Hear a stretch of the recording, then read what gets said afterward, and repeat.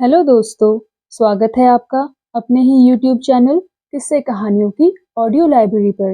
अभी हम सुन रहे हैं मुंशी प्रेमचंद्र द्वारा रचित उपन्यास प्रतिज्ञा का भाग 9। तो चलिए सुनते हैं आज का भाग। दाननाथ का व्याख्यान हुआ और ऐसे मार्के का हुआ कि शहर में धूम मच गई। पहले 10 मिनट तक तो दाननाथ हिचकते रहे, लेकिन धीरे धीरे उनकी वाणी में शक्ति और प्रभाव का संचार होता गया। वह अपने ही शब्द संगीत में मस्त हो गए।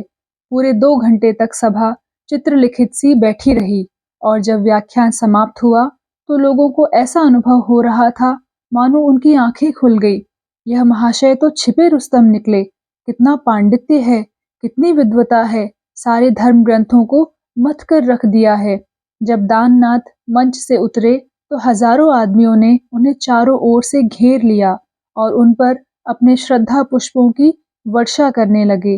दाननाथ को ऐसा स्वर्गीय आनंद अपने जीवन में कभी ना मिला था। रात के 8 बज रहे थे। दाननाथ प्रेमा के साथ बैठे दून की उड़ा रहे थे। सच कहता हूँ प्रिय, 10,000 आदमी थे, मगर क्या मजाल कि किसी के खांसने की आवाज भी आती हो। सब के सब बुत बने बैठे थे। तुम कहोगी यह जीव उड़ा रहा है, पर मैंने लोगों को कभी इतना तल्लीन नहीं देखा। सहसा एक मोटर द्वार पर आई और उसमें से कौन उतरा? अमृत राय। उनकी परिचित आवाज दाननाथ के कानों में आई। अजय स्वामी जी, जरा बाहर तो आइए या अंदर ही डटे रहिएगा। आइए, जरा आपकी पीठ ठोकूं, सिर सहलाऊं, कुछ इनाम दूं। दाननाथ ने चौंक कर कहा, अमृत राय हैं? ये आज कहाँ से फट पड़े? जरा पान वान भिजवा देना।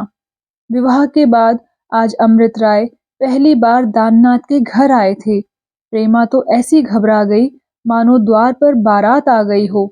मुंह से आवाज ही ना निकलती थी। भय होता था कहीं अमृत राय उसकी आवाज न सुन लें। इशारे से मेहरी को बुलाया और पानदान मंगवाकर पान बनाने लगी। उधर दाननाथ बाहर निकले तो अमृत राय के सामने आंखें न उठती थी।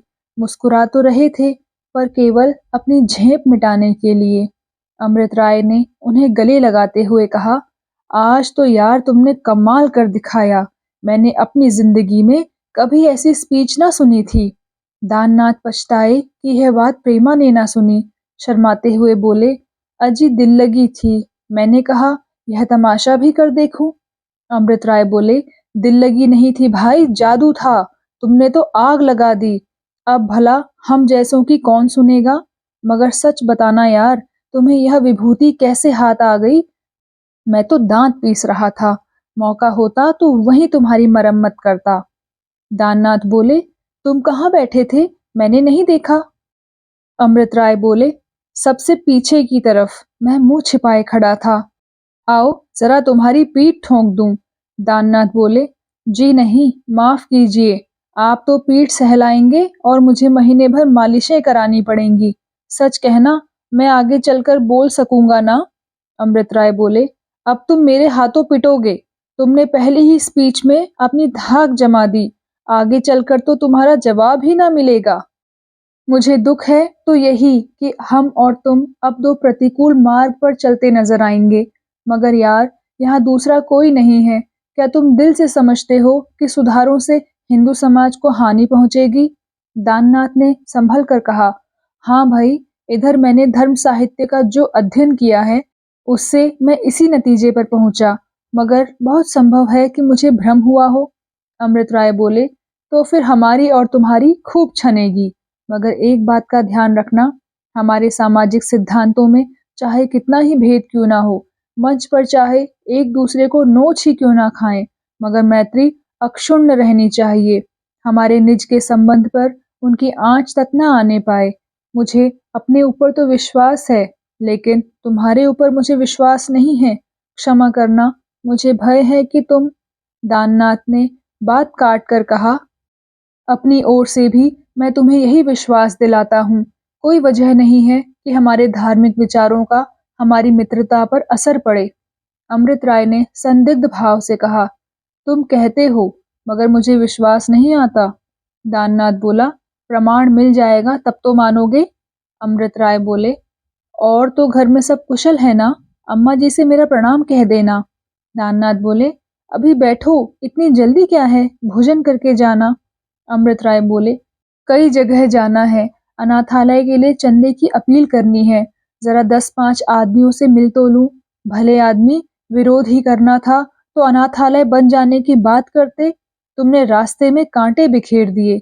प्रेमा अभी पान ही बना रही थी और अमृत राय चल दिए।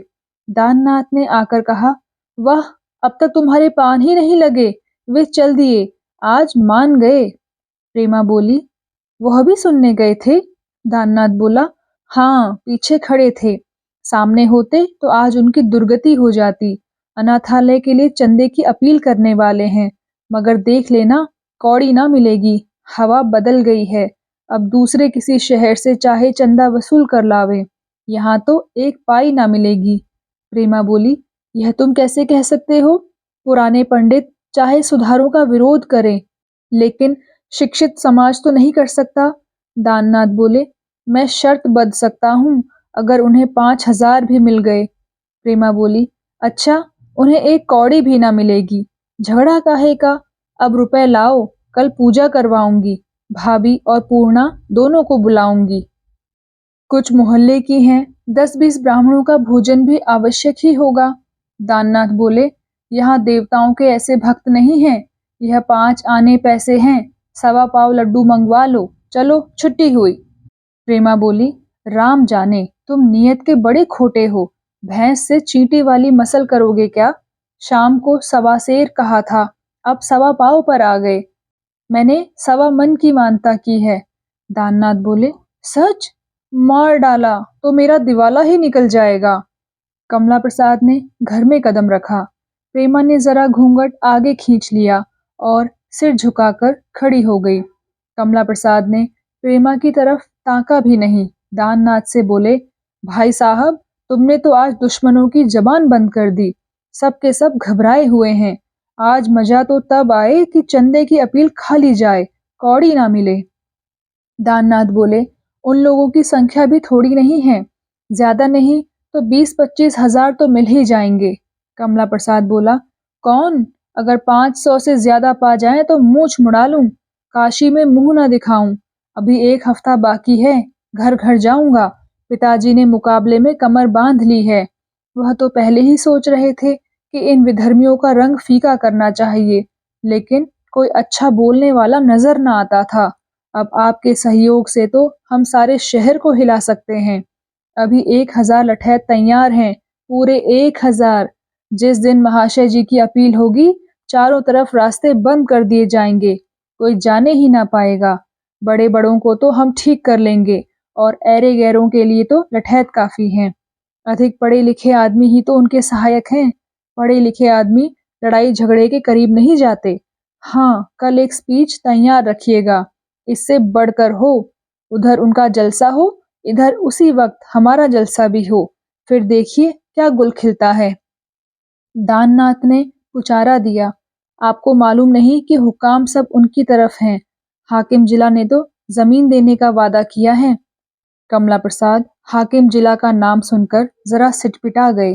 कुछ सोचकर बोले, हाकिम उनकी पीठ भले ही ठोक दे, पर रुपए देने वाले जीव नहीं हैं। पाए तो उल्टे बाबू साहब को मूड़ लें।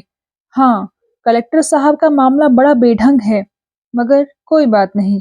दादाजी से कहता हूँ, आप शहर के 10-5 बड़े बड़े रईसों को लेकर साहब से मिलिए और उन्हें समझाइए कि अगर आप इस विषय में हस्तक्षेप करेंगे तो शहर में बलवा हो जाएगा। यह कहते कहते एकाएक कमला प्रसाद ने प्रेमा से पूछा, तुम किस तरफ हो प्रेमा? प्रेमा ये बातें सुनकर पहले से ही भरी बैठी थी। यह प्रश्न चिंगारी का काम कर गया, मगर कहती क्या, दिल में ऐंठ कर रह गई। बोली, मैं इन झगड़ों में नहीं पड़ती, आप जाने और वह जाने, मैं दोनों तरफ का तमाशा देखूंगी। कहिए, अम्मा जी तो कुशल से हैं? भाभी जी आजकल क्यों रूठी हुई हैं? मेरे पास कई दिन हुए एक खत भेजा था कि मैं बहुत जल्द मैके चली जाऊंगी। कमला प्रसाद बोला, अभागों के लिए नरक में भी जगह नहीं मिलती। 1 दर्जन चिट्ठियां तो लिख चुकी है, मगर मायके वालों में तो कोई बात भी नहीं पूछता। कुछ समझ में ही नहीं आता है चाहती क्या है। रात दिन जला करती है। शायद ईश्वर ने उन्हें जलने के लिए बनाया है। मैं एक दिन खुद ही मायके पहुंचाए देता हूँ। उन्हें मजा तब आवे जब रुपयों की थैली दे दूं और कुछ पूछूं ना। उनका जिस तरह जी चाहे खर्च करें। सो यहाँ अपने बाप का भी विश्वास नहीं करते, वह क्या चीज है। कमला प्रसाद चला गया। दाननाथ भी उनके साथ बाहर आए और दोनों बातें करते हुए बड़ी दूर तक चले गए। सहसा कमला प्रसाद ने रुक कर कहा, 9:30 बज रहे हैं, चलो सिनेमा देख आएं। दाननाथ बोले, इस वक्त? कम से कम 1 बजे तक होगा। नहीं साहब, आप जाएं, मैं तो जाता हूँ। कमला प्रसाद ने दाननाथ का हाथ पकड़कर अपनी ओर घसीटते हुए कहा, अजी चलो भी, वहीं होटल में बैठकर खा लेंगे। तुम्हें मैनेजर से मिलाएंगे, बड़ा सोहबती आदमी है, उसी के घर भोजन करेंगे। दाननाथ बोले, नहीं भाई साहब, माफ कीजिए, बेचारी औरतें मेरी राह देखती बैठी रहेंगी। कमला प्रसाद बोला, अच्छा, अगर एक दिन 12 बजे तक बैठी रहेंगी तो कौन मरी जाती हैं। औरतों को बहुत सिर चढ़ाना अच्छा नहीं होता। दाननाथ ने 2-4 बार मना किया, मगर कमला प्रसाद ने न छोड़ा। दोनों ने मैनेजर के घर भोजन किया और सिनेमा हॉल में जा बैठे। मगर दाननाथ को जरा भी आनंद न आता था। उनका दिल घर की ओर लगा था। प्रेमा बैठी होगी, अपने दिल में क्या कहती होगी, घबरा रही होगी। बुरा फंसा। कमला प्रसाद बीच बीच में कहता जाता था, यह देखो चैपलिन आया, वाह वाह, क्या कहने हैं पट्टे, तेरे दम का जमूड़ा है। अरे यार, किधर देख रहे हो, जरा इस औरत को देखो। सच कहता हूँ, यह मुझे पानी भरने को नौकर रख ले तो रह जाऊं। वाह, ऐसी ऐसी परियां भी दुनिया में हैं। एक हमारा देश खूसट है। तुम तो सो रहे हो जी। बड़ी मुश्किल से अवकाश आया। कमला प्रसाद तो पान और सिगरेट लेने चले। दाननाथ ने दरवाजे से निकलकर घर की राह पकड़ ली। प्रेमा ने कहा, बड़ी जल्दी लौटे, अभी 11 ही तो बजे हैं।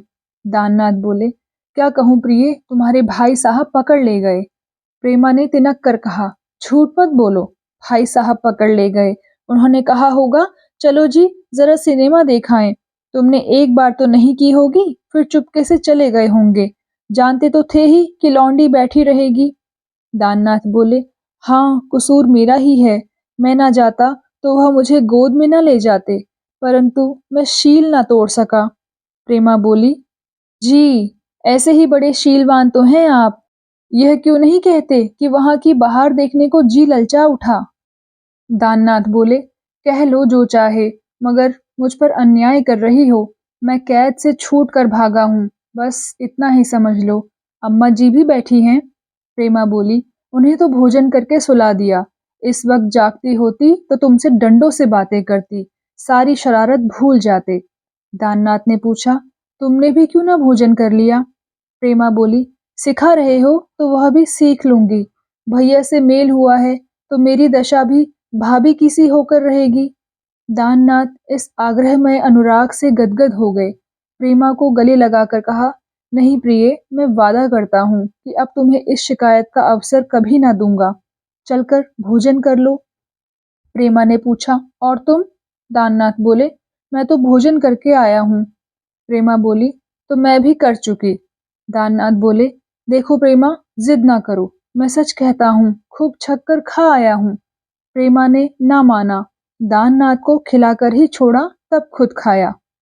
दाननाथ आज बहुत प्रसन्न थे। जिस शंका रहित आनंद की उन्होंने कल्पना की थी, उसका आज कुछ आभास हो रहा था। उनका दिल कह रहा था, मैं व्यर्थ ही इस पर शंका करता हूँ। प्रेमा मेरी है, अवश्य मेरी ही है। अमृत राय के विरुद्ध आज मैंने इतनी बातें की और फिर भी कहीं तेवर नहीं मैला हुआ। आज 8 महीनों के बाद दाननाथ को जीवन के सच्चे आनंद का अनुभव हुआ। प्रेमा ने पूछा, क्या सोचते हो। दाननाथ बोले, सोचता हूँ मुझसा भाग्यवान संसार में दूसरा कौन होगा। प्रेमा बोली, मैं तो हूँ। दाननाथ बोले, तुम देवी हो। प्रेमा बोली, और तुम मेरे प्राणेश्वर हो। 6 दिन बीत गए।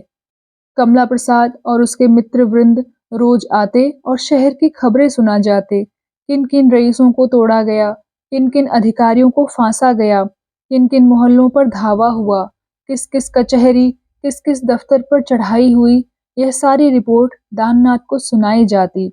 आज यह भी मालूम हो गया कि साहब बहादुर ने अमृत राय को जमीन देने से इनकार कर दिया है। ईंट पत्थर अपने घर में भर रखे हैं, बस कॉलेजों के थोड़े से विद्यार्थी रह गए हैं, सो उनके किए क्या हो सकता है। दाननाथ इन खबरों को प्रेमा से छिपाना चाहते थे, पर कमला प्रसाद को कब चैन आता था। वह चलते वक्त संक्षिप्त रिपोर्ट उसे भी सुना देते। 7वें दिन दोपहर को कमला प्रसाद अपने मेल के और कितने ही आदमियों के साथ आए और बोले, चलो जरा बाहर का एक चक्कर लगा आए। दाननाथ ने उदासीन भाव से कहा, मुझे ले जाकर क्या कीजिएगा, आप लोग तो हैं ही। कमला प्रसाद बोला, अजी नहीं, जरा चलकर रंग तो देखो। 1000 आदमी ऐसे तैयार कर रखे हैं जो अमृत राय का व्याख्यान सुनने के बहाने जाएंगे और इतना कोलाहल मचाएंगे कि लाला साहब स्पीच ना दे सकेंगे। टाएं टाएं फिस होके रह जाएगा। 200-300 आदमियों को सिखा रखा है कि एक एक पैसा चंदा देकर चले आएं। जरा चलकर उन सबों की बातें तो सुनो। दाननाथ बोले, अभी मेरा व्याख्यान तैयार नहीं हुआ है, उधर गया तो फिर अधूरा ही रह जाएगा। कमला प्रसाद बोले, वाह वाह, इतने दिनों तक क्या करते रहे भले आदमी। अच्छा, जल्दी से लिख लिखा लो। यह कहते हुए कमला प्रसाद अंदर चले गए। प्रेमा आज की रिपोर्ट सुनने के लिए उत्कंठित हो रही थी। बोली, आइए भैया जी, आज तो समर का दिन है। कमला प्रसाद ने मूंछों पर ताव देते हुए कहा, कैसा समर, उसे तो मैं चुटकियों में उड़ा दूंगा। प्रेमा बोली, मारपीट तो ना होगी। कमला प्रसाद बोला, मारपीट की जरूरत ही ना पड़ेगी। हाँ, वह लोग छिड़ेंगे तो इसके लिए भी तैयार हैं। उनके जलसे में हमारे ही आदमी अधिक होंगे, इसका प्रबंध कर लिया गया है। स्पीच होने ही ना पाएगी। रईस तो एक भी ना जा पाएगा। हाँ, 2-4 बिगड़े दिल जो अमृत राय के मित्र हैं भले ही पहुंच जाएंगे, मगर उनसे क्या मिलना है। देने वाले तो सेठ महाजन हैं, इन्हें हमने पहले ही गांठ लिया है। प्रेमा को बड़ी चिंता हुई।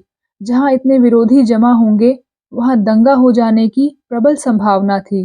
कहीं ऐसा ना हो कि मूर्ख जनता उन पर ही टूट पड़े। क्या उन्हें इन बातों की खबर नहीं है। सारे शहर में जिस बात की चर्चा हो रही है, क्या वह उनके कानों तक ना पहुंची होगी। उनके भी तो कुछ ना कुछ सहायक होंगे ही। फिर वह क्यों इस जलसे को स्थगित नहीं कर देते, क्यों अपनी जान के दुश्मन हुए हैं। आज इन लोगों को जलसा कर लेने दें, जब ये लोग जरा ठंडे हो जाएं तो 2-4 महीने बाद अपना जलसा करें। मगर वह तो हठी जीव हैं, आग में कूदने का तो उन्हें जैसे मरज है। क्या मेरे समझाने से वह मान जाएंगे। कहीं ऐसा तो ना समझेंगे कि यह भी अपने पति का पक्ष ले रही है। 2-3 घंटे तक प्रेमा इसी चिंता में पड़ी रही। कोई निश्चय ना कर पाती थी। 2-3 बार पत्र लिखने बैठी, पर यह सोचकर दब गई कि कहीं पत्र उन्हें ना मिला तो। संभव है वह घर पर ना हो, आदमी उन्हें कहाँ कहाँ खोजता फिरेगा। 4 बजे दाननाथ अपने जत्थे के साथ अपने जलसे में शरीक होने चले। प्रेमा को उस समय अपनी दशा पर रोना आया। ये दोनों मित्र जिनमें दांत काटी रोटी थी, आज एक दूसरे के शत्रु हो रहे हैं। और मेरे कारण अमृत राय से पहले मेरा परिचय ना होता तो आज ऐसी लांग डांट क्यों होती। वह मानसिक व्यग्रता की दशा में कभी खड़ी हो जाती, कभी बैठ जाती। उसकी सारी करुणा, सारी कोमलता, सारी ममता उसे अमृत राय को जलसे में जाने से रोकने के लिए उनके घर जाने की प्रेरणा करने लगी। उसका स्त्री सुलभ संकोच एक क्षण के लिए लुप्त हो गया। एक बार भय हुआ कि दाननाथ को बहुत बुरा लगेगा, लेकिन उसने इस विचार को ठुकरा दिया। तेजमय गर्व से उसका मुख उद्दीप्त हो उठा। सोचा, मैं किसी की लौंडी नहीं हूँ, किसी के हाथ अपनी धारणा नहीं बेची है।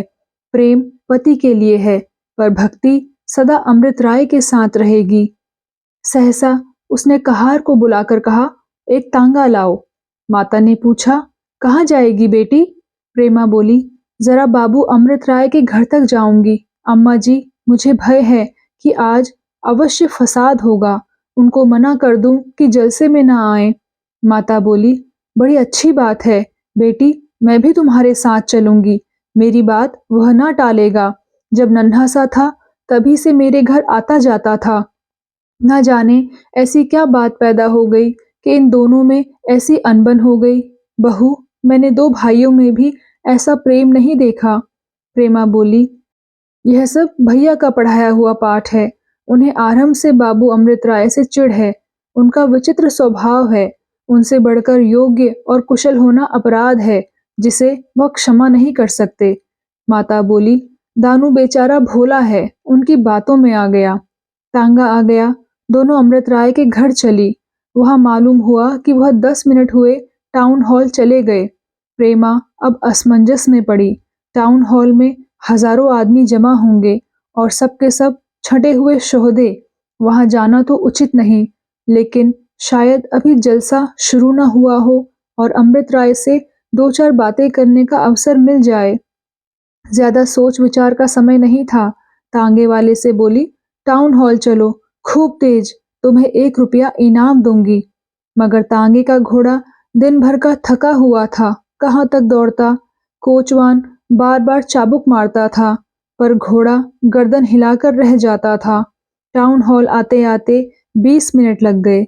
दोनों महिलाएं जल्दी से उतरकर हॉल के अंदर गई तो देखा कि अमृत राय मंच पर खड़े हैं और सैकड़ों आदमी नीचे खड़े शोर मचा रहे हैं। महिलाओं के लिए एक बाजू में चिकें पड़ी हुई थी। दोनों चिक की आड़ में आ खड़ी हुई। भीड़ इतनी थी और इतने शोहदे जमा थे कि प्रेमा को मंच की ओर जाने का साहस न हुआ। अमृत राय ने कहा, सज्जनों, कृपा करके शांत हो जाइए। मुझे कोई लंबा व्याख्यान नहीं देना है। मैं केवल दो चार बातें आपसे निवेदन करके बैठ जाऊंगा। कई आदमियों ने चिल्लाकर कहा, धर्म का द्रोही है। अमृत राय बोले, कौन कहता है मैं धर्म का द्रोही हूँ?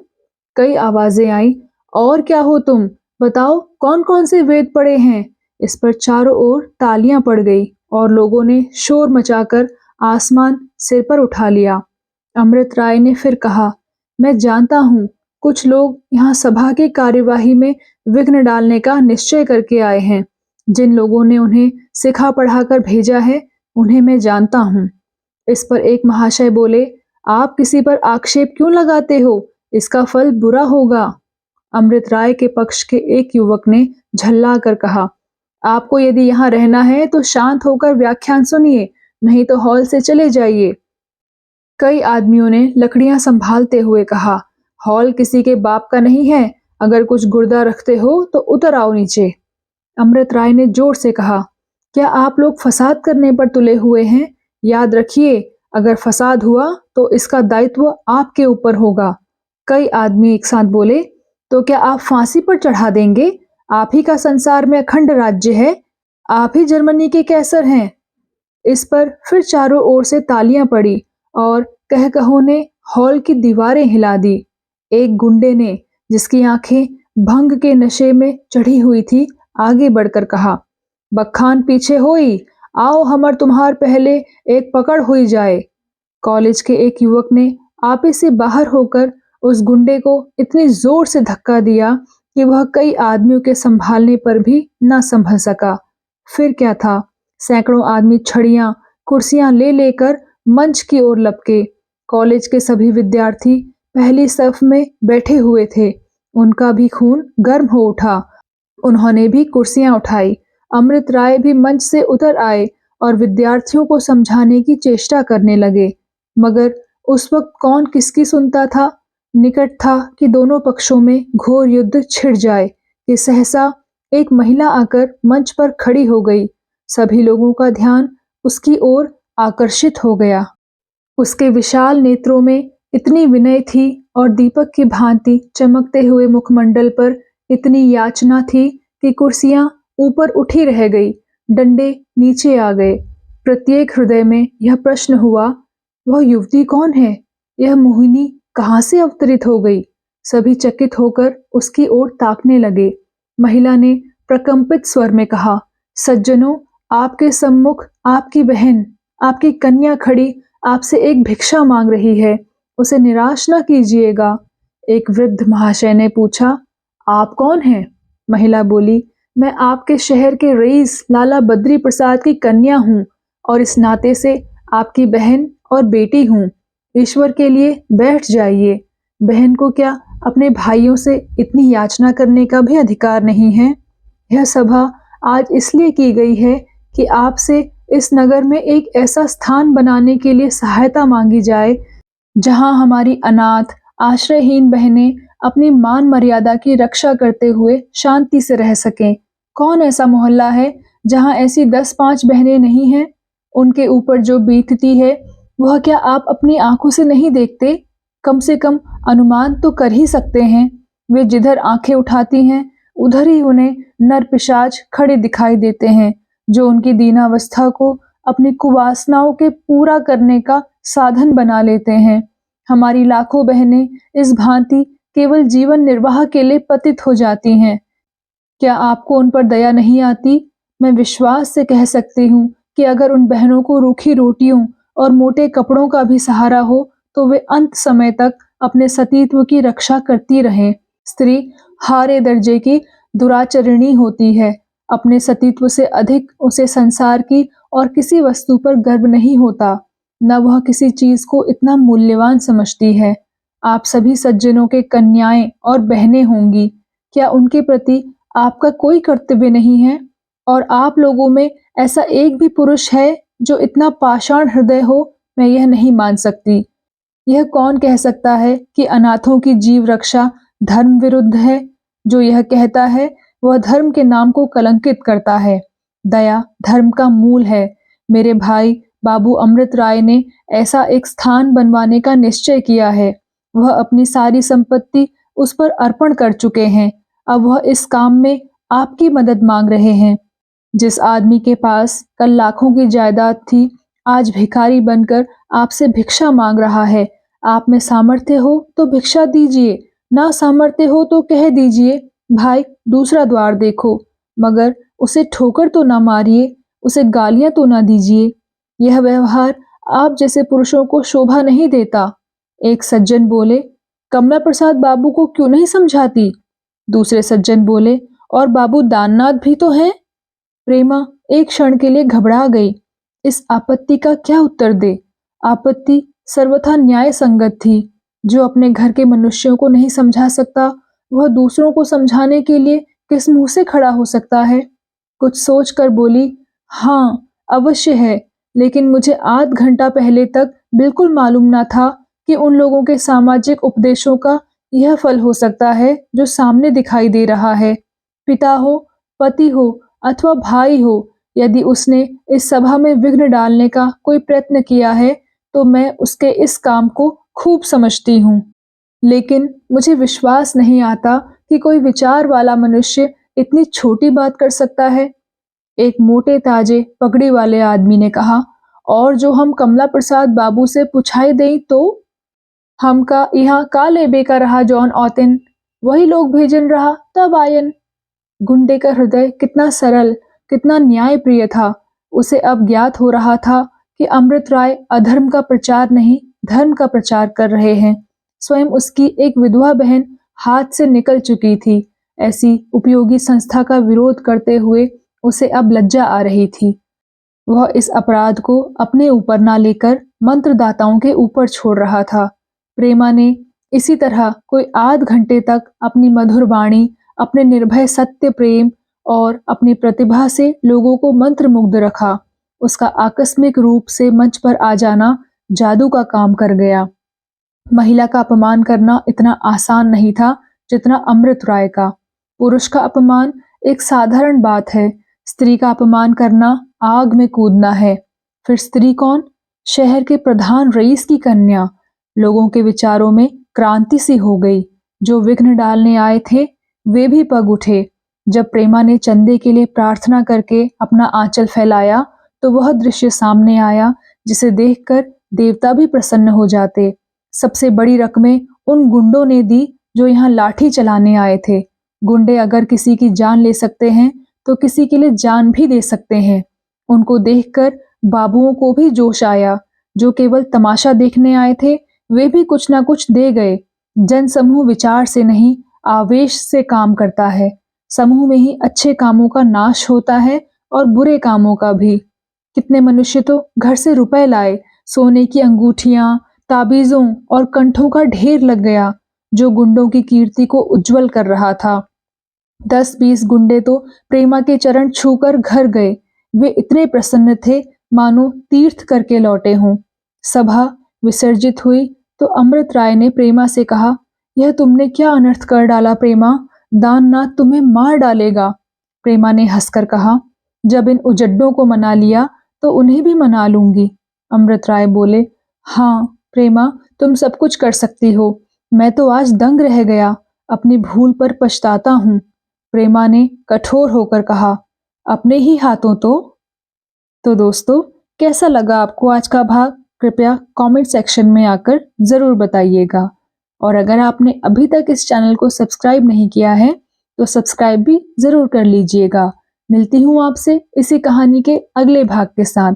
तब तक के लिए नमस्कार।